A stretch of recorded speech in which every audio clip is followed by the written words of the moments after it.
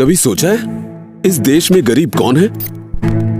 सच्चाई ये है कि इसका कोई पक्का पता ही नहीं है। ये कह दिया जाता है कि देश के 73% लोग, जिनमें दलित, आदिवासी, पिछड़े वर्ग के लोग हैं, उनमें से ज्यादातर गरीबी में जी रहे हैं।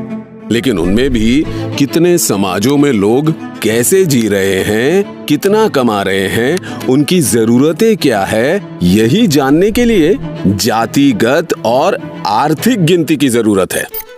बिहार में जातिगत गिनती में पता चला है कि वहां की गरीब आबादी के 88% लोग दलित, आदिवासी और पिछड़े वर्ग के हैं। जी हाँ, 88%। पता है गरीब तबके की मासिक आमदनी कितनी है? 6,000 रुपए से भी कम है। इसी आय में खाना, किराना, दवाई सब। सारे देश की आर्थिक और जातिगत गिनती हो तो लाखों दर्द भरी कहानियां मिलेगी।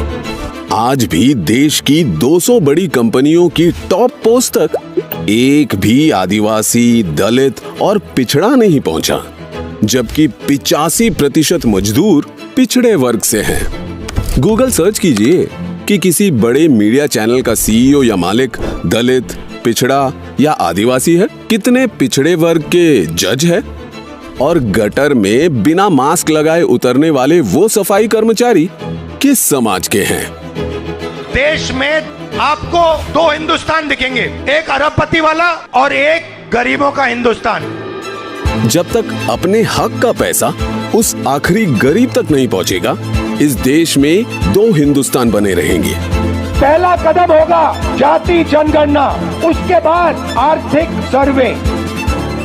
भाजपा जातिगत और आर्थिक गिनती का कितना भी विरोध कर ले, पर देश के सबसे गरीब लोगों को तभी न्याय मिलेगा जब वे सही तरीके से गिने जाएंगे। जब तक जातिगत गिनती नहीं होगी, तब तक सरकार को आपके रोटी, कपड़ा और मकान की फिक्र नहीं होगी। जातिगत गिनती से ही आपकी पढ़ाई, कमाई और दवाई की सही योजना बनेगी। किसान, मजदूर और प्रवासी कामगारों, अल्पसंख्यकों की असली हालत पता चलेगी। आपके वर्ग की, समाज की समस्याओं की गिनती होगी, तभी उनका हल निकलेगा। सही आरक्षण मिलेगा, सही हिस्सेदारी मिलेगी, हक मिलेगा।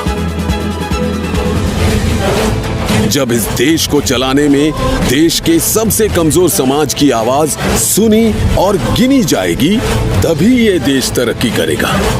इसीलिए जातिगत गिनती के लिए आज ही बोलना होगा, जी खोल कर बोलना होगा, ताकि आपकी आने वाली पीढ़ियां आपकी ही तरह बिना गिनती, बिना हक के मुश्किल के अंधेरों में दम न तोड़ दें।